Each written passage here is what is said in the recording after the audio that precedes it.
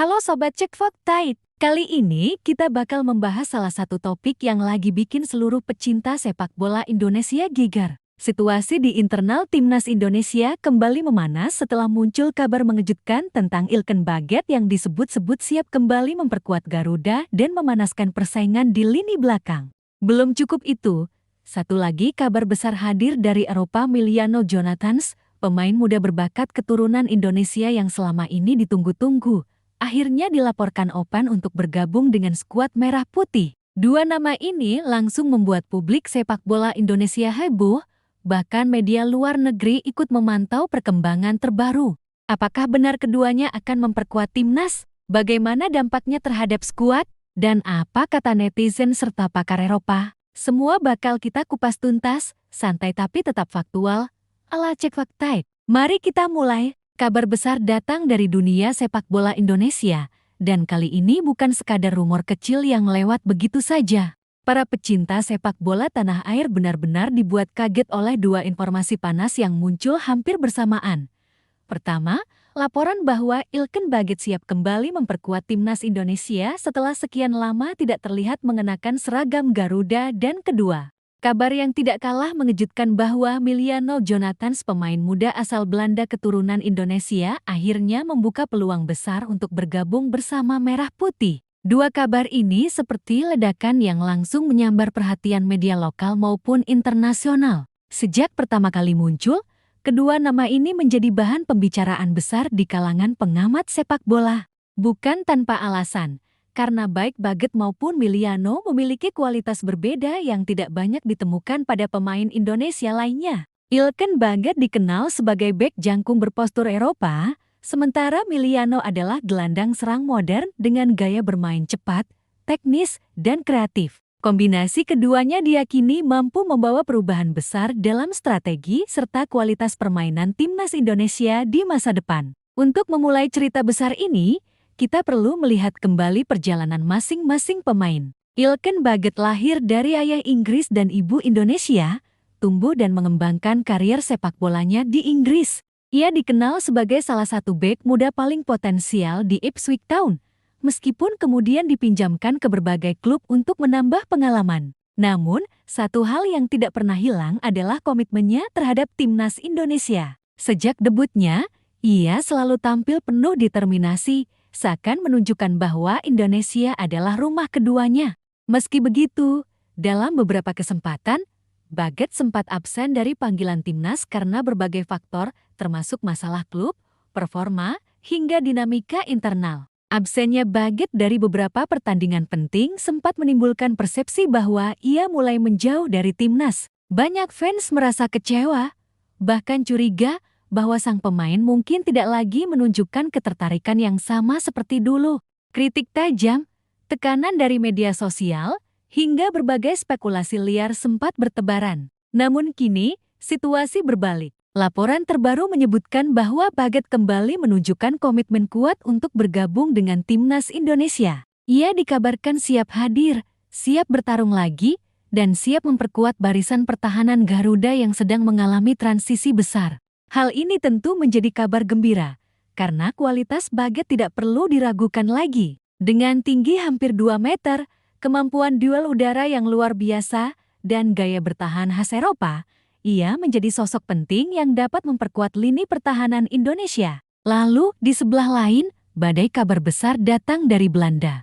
Emiliano Jonathans, pemain muda keturunan Indonesia yang berposisi sebagai gelandang serang atau winger, tiba-tiba menjadi bahan pembicaraan setelah laporan menyebutkan bahwa ia tertarik memperkuat timnas Indonesia. Hal ini menciptakan gelombang ekspektasi luar biasa, karena Emiliano bukan pemain biasa. Ia bermain di Liga Belanda, menembus skuad muda salah satu klub Eredivisie, dan dikenal memiliki kemampuan menyerang yang sangat menjanjikan. Sejak rumor itu muncul, banyak fans Indonesia mulai mencari profil Emiliano. Video klip, highlight, hingga bocoran pertandingan akademi miliknya bertebaran di sosial media. Para fans langsung menyadari bahwa Emiliano memiliki kualitas tinggi, dribbling cepat, visi bermain tajam, kombinasi passing modern, serta kemampuan mencetak gol dari lini kedua. Ia terlihat seperti puzzle yang hilang dari timnas selama ini, pemain kreatif dengan sentuhan Eropa yang bisa mengangkat level permainan Indonesia. Kedatangan potensi baru dari Eropa seperti Miliano bukanlah hal baru bagi Indonesia.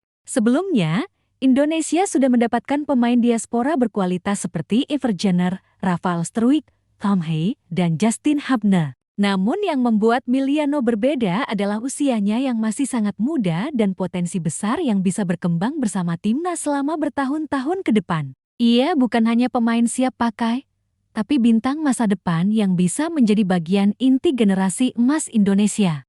Gabungan kabar tentang Bagat dan Miliano membuat suasana sepak bola Indonesia semakin bergejolak. Para fans bertanya-tanya, apakah ini tanda bahwa Indonesia benar-benar sedang bersiap memasuki era baru? Apakah ini cikal bakal terbentuknya skuad paling kuat dalam sejarah sepak bola Indonesia? Tidak hanya fans, media-media olahraga internasional juga mulai menyoroti perkembangan ini. Beberapa laporan dari Inggris menilai bahwa Bagat mendapatkan momentum yang tepat untuk kembali menunjukkan eksistensinya. Media Belanda turut menyoroti Miliano sebagai salah satu aset diaspora paling potensial bagi sepak bola Asia Tenggara. Bahkan analis sepak bola Asia menyebut bahwa Indonesia kini memiliki daya tarik yang besar bagi para pemain keturunan karena perkembangan pesat timnas beberapa tahun terakhir. Perlu juga dipahami bahwa kombinasi dua pemain ini memang sangat dibutuhkan Indonesia. Lini belakang masih membutuhkan sosok bek kuat yang bisa mengorganisasi pertahanan seperti Bagat, sementara sektor serangan membutuhkan pemain kreatif tambahan untuk mengelola ritme permainan seperti Miliano. Dengan adanya dua pemain ini, timnas Indonesia bisa memiliki kedalaman skuad yang lebih merata, tidak hanya bergantung pada beberapa nama saja. Kembalinya Ilken Bagat ke dalam diskusi publik bukan sekadar kabar biasa, ini adalah sinyal besar yang membuat persaingan di lini belakang timnas Indonesia memanas luar biasa. Tidak berlebihan jika banyak yang mengatakan bahwa efek dari kepulangan Bagat ke skuad justru menimbulkan ketegangan baru, membuat para bek lain harus bekerja berkali-kali lebih keras demi mempertahankan tempat mereka. Pada titik inilah transformasi besar terlihat. Timnas Indonesia kini tidak lagi mengandalkan siapa yang ada, tapi siapa yang benar-benar paling siap dan paling layak untuk tampil. Dalam beberapa tahun terakhir, skuad belakang Indonesia dihuni kombinasi pemain lokal dan diaspora, namun tak satu pun memiliki profil seperti Bagat.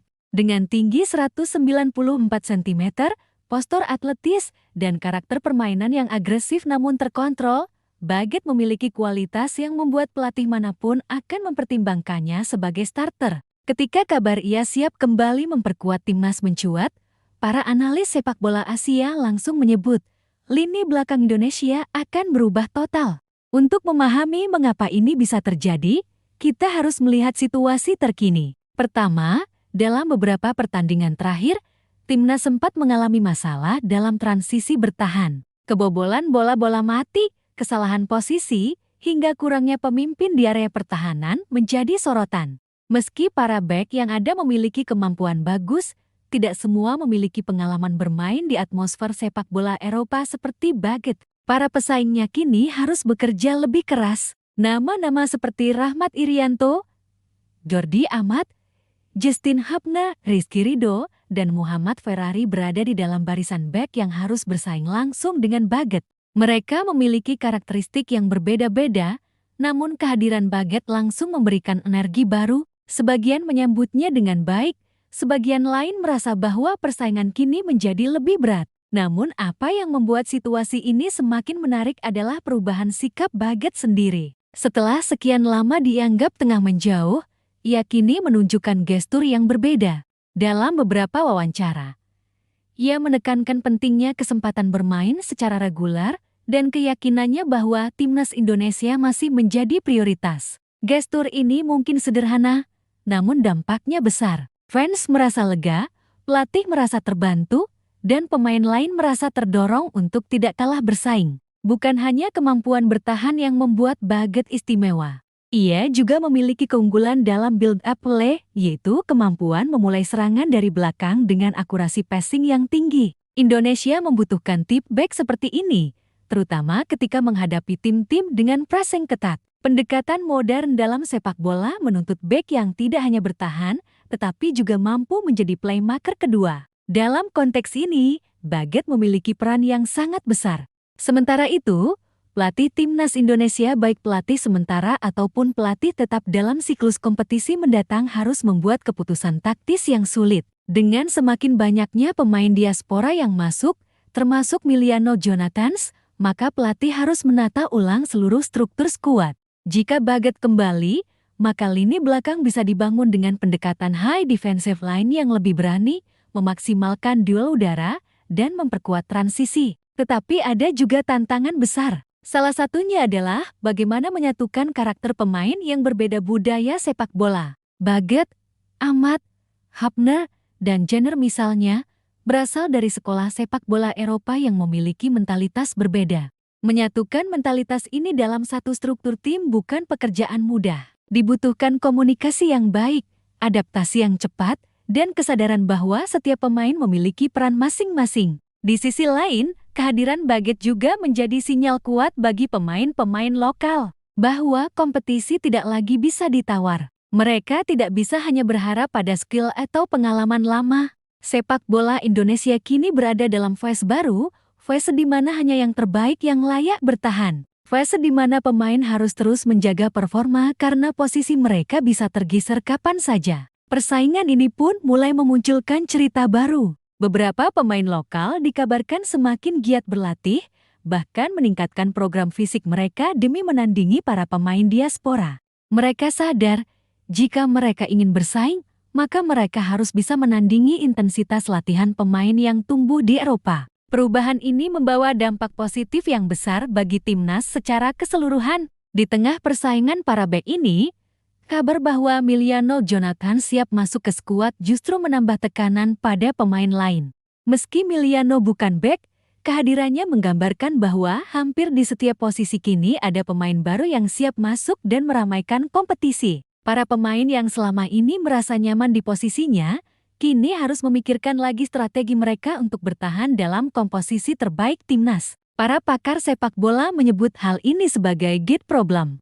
Artinya, timnas Indonesia kini menghadapi masalah yang sifatnya positif. Dulu, pelatih sering dipaksa memainkan pemain yang tersedia, bahkan ketika performanya kurang maksimal. Tapi kini, pelatih harus memilih siapa yang terbaik di antara banyak pilihan yang bagus. Ini adalah kondisi yang sudah lama dinantikan dalam dunia sepak bola Indonesia. Semua dinamika ini menunjukkan satu hal.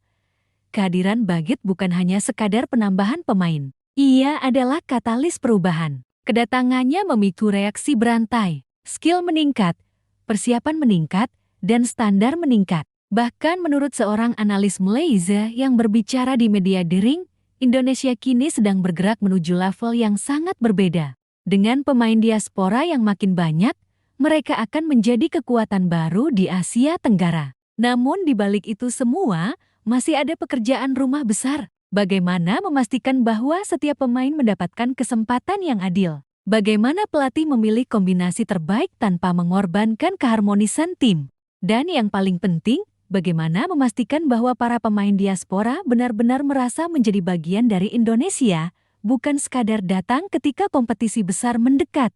Jika nama Ilken Baget sudah lebih dulu dikenal publik Indonesia dalam beberapa tahun terakhir, maka Emiliano Jonathans adalah fenomena baru yang tiba-tiba mencuri perhatian. Dalam hitungan hari sejak kabar ketertarikannya memperkuat timnas Indonesia menyebar, lini masa media sosial mendadak dipenuhi video, statistik, dan pembahasan panjang soal pemain muda penuh potensi yang satu ini. Dan benar saja, setelah ditelusuri lebih dalam, Emiliano bukan pemain sembarangan. Dia adalah salah satu talenta keturunan yang paling menjanjikan untuk mengangkat kualitas lini serang Indonesia di masa mendatang. Emiliano Jonathans adalah pemain yang lahir di Belanda dan tumbuh dalam akademi sepak bola profesional dengan tingkat kedisiplinan sangat tinggi. Di negara yang terkenal sebagai salah satu penghasil playmaker terbaik dunia, Emiliano mendapatkan pendidikan sepak bola yang sangat struktural dan taktis. Ia dimainkan sebagai gelandang serang attacking midfielder, namun bisa juga berperan sebagai winger kanan atau kiri karena kecepatan dan kelincahannya. Di usianya yang masih sangat muda, ia sudah menunjukkan kemampuan teknis di atas rata-rata, terutama dalam hal passing cepat, akselerasi, kreativitas, dan eksekusi bola mati. Yang mengejutkan banyak pengamat adalah kemampuannya membaca permainan. Miliano bukan jenis pemain yang hanya mengandalkan kecepatan atau skill individu.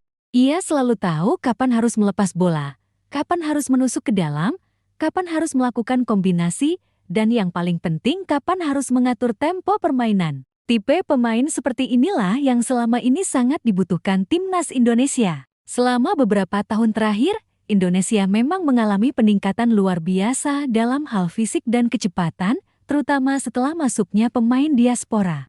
Namun, satu kekurangan yang dirasakan oleh para analis adalah kurangnya playmaker dengan visi Eropa. Indonesia membutuhkan pemain yang tidak hanya bisa berlari cepat atau melakukan dribbling panjang, tetapi juga yang bisa mengatur arah permainan, membuka ruang, dan memecahkan kebuntuan saat menghadapi tim-tim dengan pertahanan rapat. Disinilah nama Miliano Jonathans menjadi sangat relevan. Tak lama setelah kabar keinginannya bergabung menyebar, seorang scout Eropa bahkan menyebut Miliano sebagai aset emas yang belum diberi panggung besar. Talenta seperti ini, menurut sang scout, bisa berkembang menjadi pemain penting jika diberikan kepercayaan dan jam terbang yang cukup. Dan Indonesia, dengan program naturalisasi dan pembinaan pemain muda yang mulai terstruktur, menjadi tempat yang sangat ideal bagi Miliano untuk tampil di level internasional. Namun pertanyaan yang muncul kemudian adalah, bagaimana proses adaptasi Miliano jika benar-benar bergabung?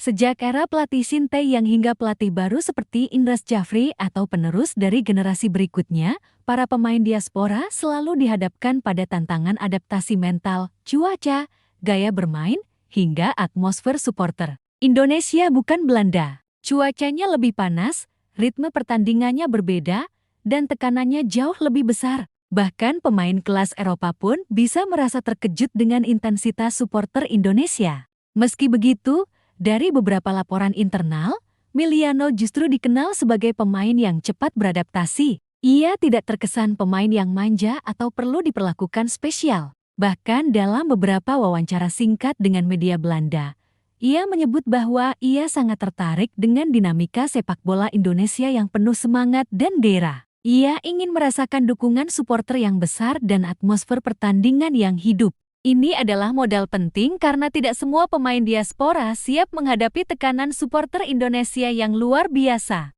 Di sisi lain, proses pendekatan terhadap Miliano juga berjalan cukup halus. Dari informasi yang muncul, pihak federasi tidak memaksakan keputusan apapun. Mereka mengikuti alur yang benar, menghubungi keluarga, menjelaskan program pengembangan timnas, dan memberi ruang bagi Miliano untuk berpikir.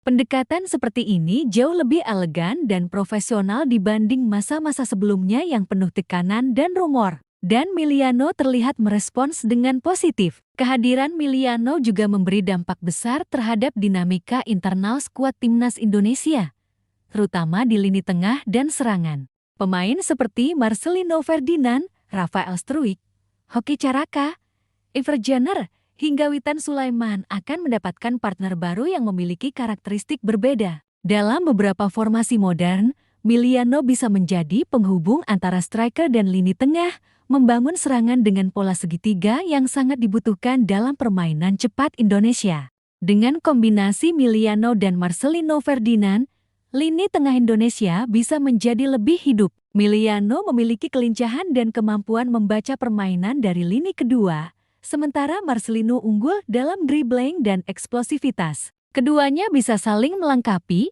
menciptakan ritme permainan yang lebih variatif dan sulit ditebak.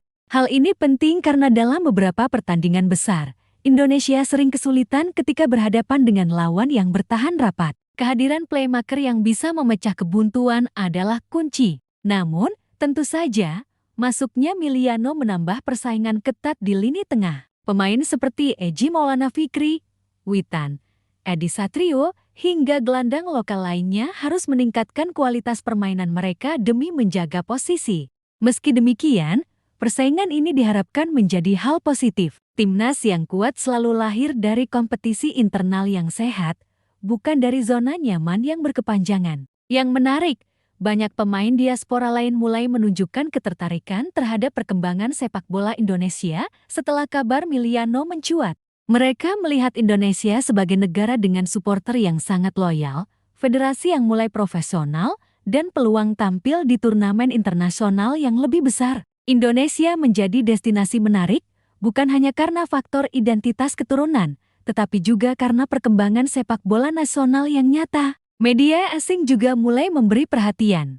Dalam sebuah artikel media Belanda, Miliano disebut sebagai batu permata keturunan Indonesia yang siap dipoles. Sementara itu, media Asia menuliskan bahwa Indonesia tengah mempersiapkan generasi emas baru demi menyambut berbagai ajang internasional, termasuk Piala Asia berikutnya dan kualifikasi Piala Dunia. Jika semua berjalan baik, dan jika Miliano benar-benar bergabung serta menunjukkan performa konsisten, maka ia bisa menjadi salah satu ikon baru sepak bola Indonesia. Usianya yang sangat muda memberikan ruang besar untuk berkembang. Dan jika dipadukan dengan pemain lain yang juga sedang naik daun, timnas Indonesia bisa memiliki komposisi pemain paling lengkap dalam sejarah mereka. Jika Ilken Baget menjadi simbol pertahanan masa depan, dan Miliano Jonathans menjadi ikon playmaker baru Indonesia, maka ada satu lagi nama yang belakangan ini mencuat dan mencuri perhatian publik, Leno. Pemain muda diaspora yang satu ini sedang diusahakan untuk segera bergabung ke dalam program penguatan skuad timnas Indonesia, khususnya untuk mempersiapkan pondasi generasi emas di berbagai kelompok usia. Nama Leno mulai jadi pembicaraan setelah video pendek mengenai kemampuannya beredar luas di media sosial. Dalam video tersebut, terlihat jelas bahwa ia memiliki kontrol bola yang halus, insting menyerang yang kuat, serta kemampuan duel yang sangat baik meskipun usianya masih sangat muda. Federasi tampak serius untuk mendatangkan Leno. Berbeda dengan pendekatan masa lalu yang cenderung serampangan dan penuh tekanan, proses kali ini dilakukan secara lebih profesional dan terstruktur. Situasi Leno cukup spesial karena ia masih berada di usia yang sangat muda, sehingga pendekatan harus dilakukan dengan hati-hati, melibatkan keluarga, klub, dan tentu saja mempertimbangkan pendidikan serta masa depannya. Namun di balik kerumitan itu, ada kesadaran besar bahwa Leno adalah aset penting. Indonesia memang sedang memasuki periode perburuan talenta yang sangat intensif. Ini bukan sekadar mencari pemain keturunan sebanyak mungkin, tetapi mencari pemain dengan kualitas tertentu yang dapat mengisi kekurangan dalam skuad. Misalnya, pemain bertahan berpostur tinggi,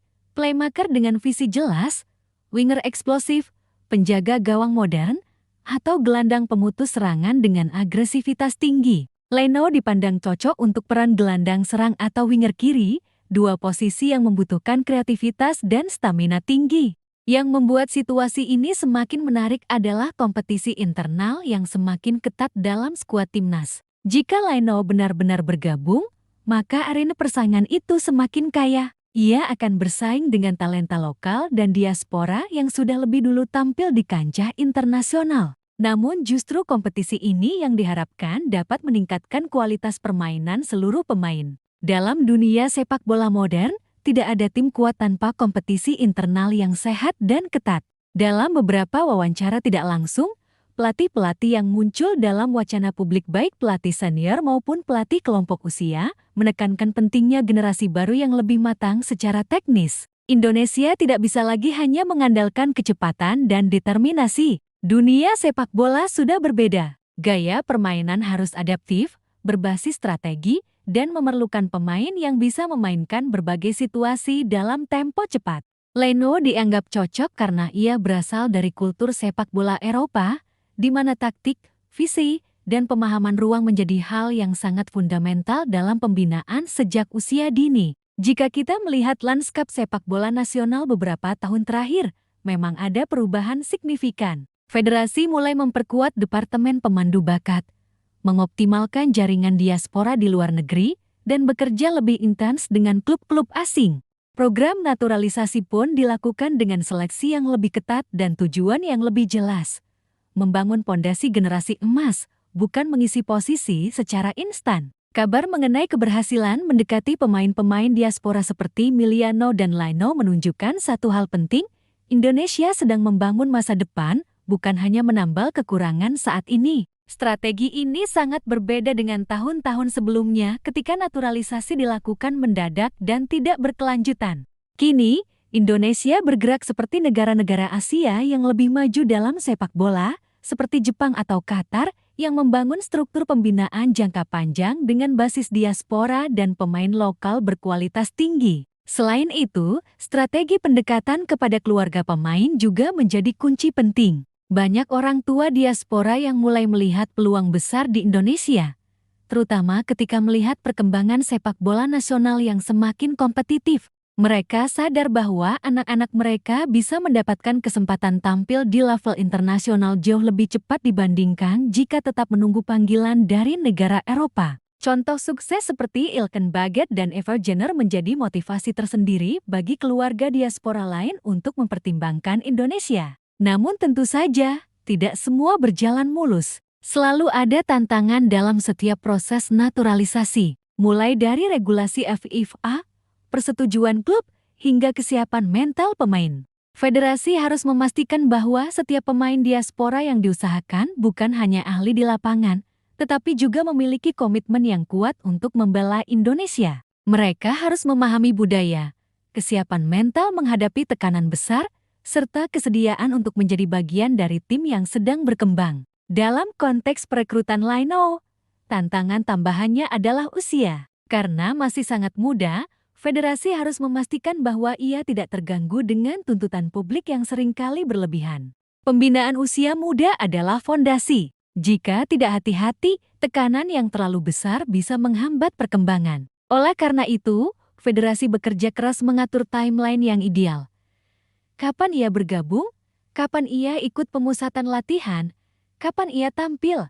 Dan bagaimana membangun fisik serta mentalnya untuk kompetisi besar? Menariknya, antusiasme supporter terhadap Lionel sangat besar. Dalam beberapa jam setelah rumor namanya muncul, tagar-tagar terkait Lionel sempat masuk trending. Platform YouTube, TikTok, hingga Instagram dipenuhi analisis, kompilasi video, dan prediksi posisi Lionel dalam formasi timnas. Ini adalah bukti betapa hausnya publik Indonesia terhadap talenta baru. Namun sekaligus menjadi peringatan bahwa ekspektasi ini harus dikelola dengan baik. Federasi tampaknya mulai belajar dari pengalaman masa lalu ketika beberapa pemain diaspora datang dengan ekspektasi terlalu tinggi dari fans. Beberapa berhasil memenuhi harapan, namun beberapa lainnya tidak siap menghadapi tekanan besar. Oleh karena itu, banyak pakar menyarankan agar proses adaptasi pemain seperti Lionel dilakukan bertahap. Tidak perlu langsung masuk skuad senior. Mulai dari U20 atau U23 bisa menjadi langkah awal yang tepat, di mana ia dapat merasakan ritme permainan Asia dan atmosfer sepak bola Indonesia. Jika kita melihat gambaran besar, perekrutan Ilken, Miliano, dan Lionel adalah bagian dari mosaik besar transformasi timnas Indonesia. Dalam 5-10 tahun ke depan, Indonesia berpotensi memiliki tim dengan komposisi yang lengkap, pertahanan kuat, gelandang kreatif, serangan eksplosif, dan kedalaman skuad yang merata. Banyak negara Asia yang sukses karena memiliki generasi emas yang datang bersamaan. Jepang memiliki generasi Kagawa Hande Okazaki. Korea memiliki generasi San Hwang Kim Min Ye. Indonesia kini mulai menunjukkan tanda-tanda menuju arah itu. Bab ini menjadi kesimpulan dari fase penting dalam perkembangan sepak bola nasional, bahwa proses perekrutan pemain diaspora bukan lagi sekadar hura-hura atau mencari viral, tetapi sebuah strategi besar. Strategi jangka panjang yang dirancang untuk membangun timnas yang kompetitif di Asia dan bahkan di dunia. Para pemain diaspora seperti Lano membawa harapan, namun pada akhirnya, keberhasilan timnas Indonesia bergantung pada kolaborasi antara pemain diaspora, pemain lokal, pelatih, federasi, serta supporter. Semuanya harus berjalan dalam satu visi yang sama, menjadikan Indonesia sebagai kekuatan baru sepak bola Asia. Dan jika semua potensi ini dipadukan, masa depan itu terasa semakin dekat.